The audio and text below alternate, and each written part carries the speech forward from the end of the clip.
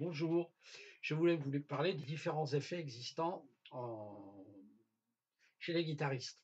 Alors, tous les instruments à cordes, en fait, que ce soit le violon, la sitar, tous les instruments à cordes, frappés, pincés ou frottés.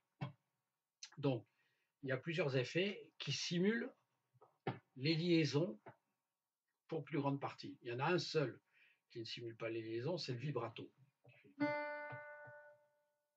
Donc, en fait, on garde la note et...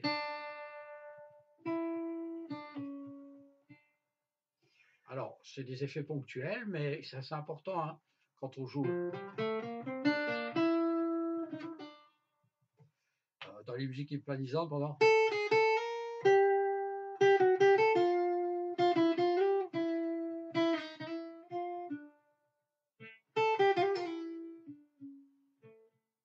Voilà, vous voyez, par exemple, ça, c'est un morceau de Chick Corea, hein, qui est vraiment.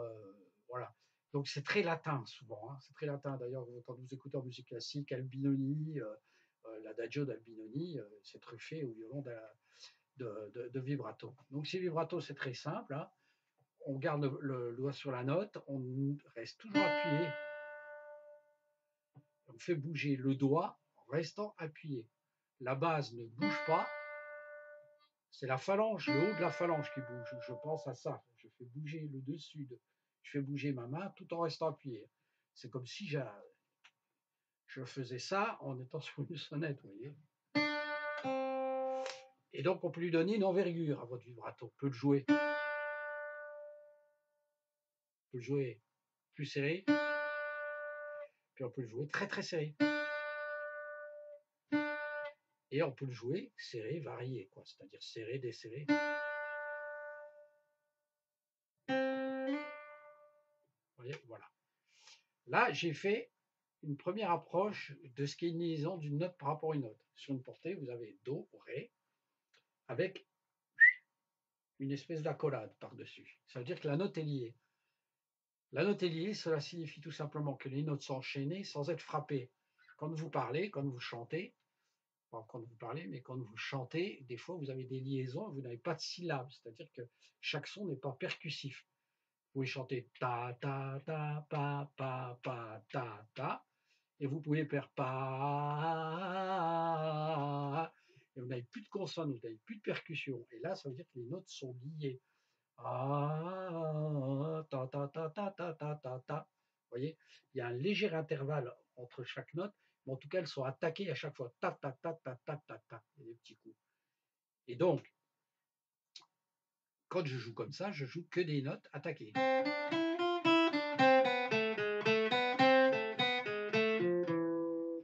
voyez, quand je vais jouer ça, les notes, elles sont liées. Au lieu de faire.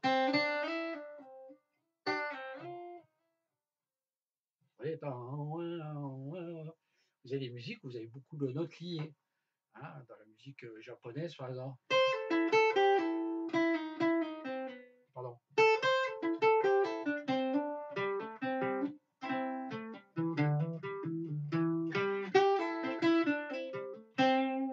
voyez, voilà. Le rock, c'est truffé d'effets, des liaisons, toutes les liaisons qu'on voit là, elles sont omniprésentes dans le rock. Donc les liaisons, la première, c'est le slide, le glisser. En classique, ils n'appellent pas ça autrement, ils disent l'approche glissée. Bon, voilà. Donc, en fait, c'est ça. Alors c'est utile, pourquoi? C'est quand on change de position. Si on a une gamme dans une position, on va aller dans une autre position. Si on a la note liée, au lieu de faire... Si par exemple j'ai cette phrase à jouer, vous voyez que c'est... Ça me fait démancher d'un coup après avoir joué. Qu'est-ce que je vais préférer? Je vais préférer faire un slide.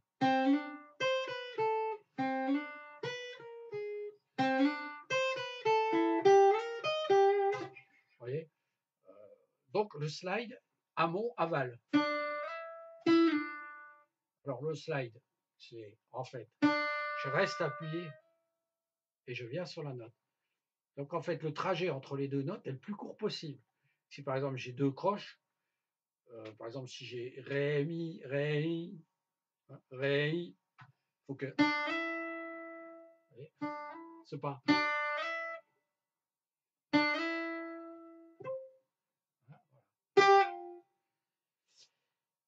Voilà en avant, en aval et en amont. Pardon.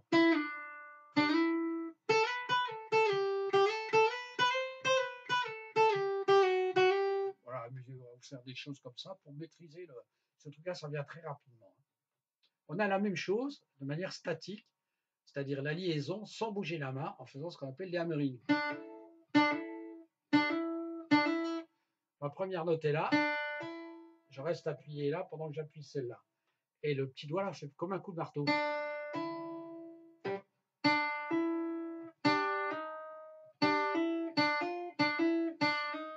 voyez ? Ça s'appelle le hammering. Après, vous avez le phénomène inverse, la liaison, comme on l'a vu, aval. Et là, il faut faire ce qu'on appelle un pull-off. C'est-à-dire, au lieu de faire Rémi, on fait mi-ré. Alors pour ça, il faut que vos deux doigts soient posés. Les deux doigts sont posés. J'appuie les deux doigts et je garde que l'index. Pour le faire avec ça.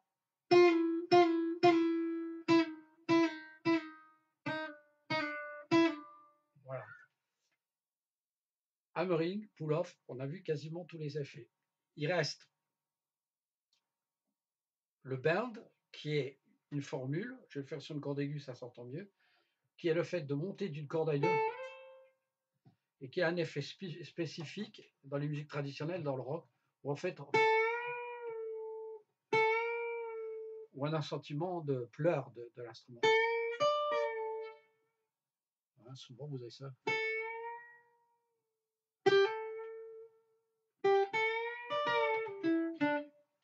Très rock, hein.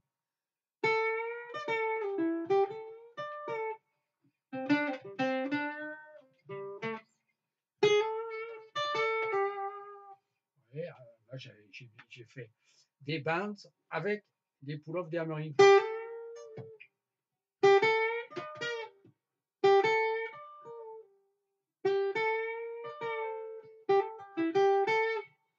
Voilà. Vous avez la liaison hammering pull-off qui est très fréquente en rock. C'est Jimi Hendrix.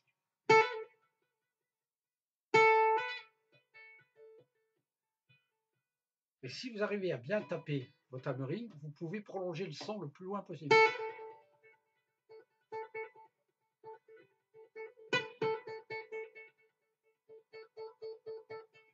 Voilà.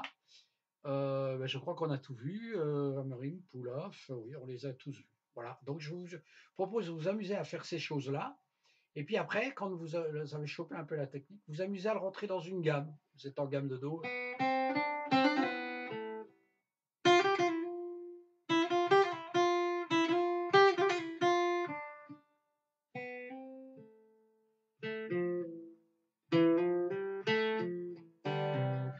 Pourquoi? Parce que vous allez essayer de garder le rythme.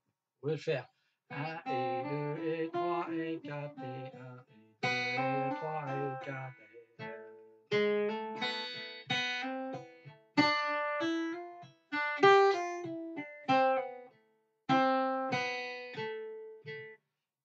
C'est très classique, ça fait très très bac, mais c'est très intéressant parce que vous allez pouvoir, après, quand vous allez travailler sur des morceaux un peu de rock, de hard rock, dans le hard rock, c'en est truffé, hein, sur la gamme Pataton.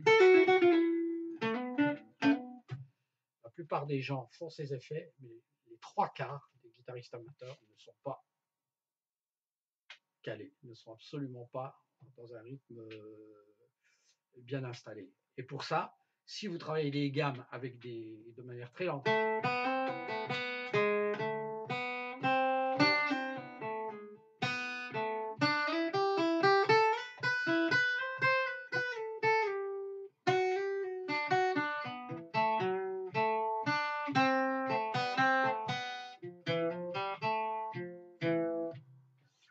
dès lors que vous voudrez aller vite, instinctivement, vous serez en place.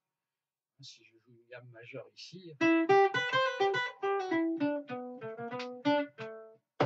3, 4.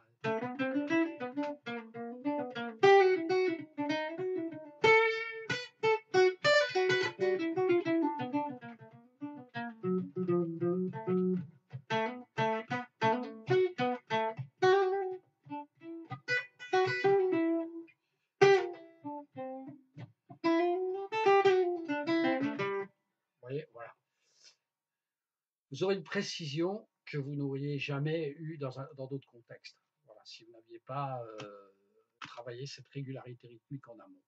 C'est valable pour tout. Voilà, bon ben bon travail et puis à bientôt sur une nouvelle vidéo, je l'espère. Bon courage.